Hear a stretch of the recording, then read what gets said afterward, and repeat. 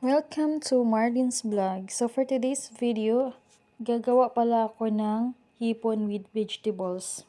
Una, lagyan natin ng olive oil. Pangalawa, lagyan natin ng garlic. Tapos ilagay na natin yung marinate natin na hipon. Depende sa inyo kung need niyo mag-marinate.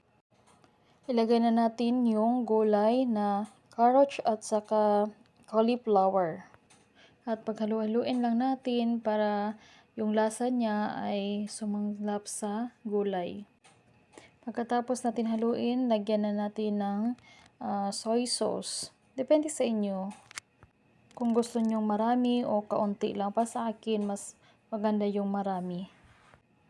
At paghalu-haluan lang natin, tapos lagyan natin ng konting asin o paminta.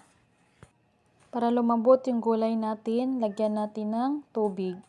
Katamtaman lang. Ayan, hayaan lang natin lumambot yung mga gulay at saka iserve na natin. Thanks for watching guys. Bye-bye!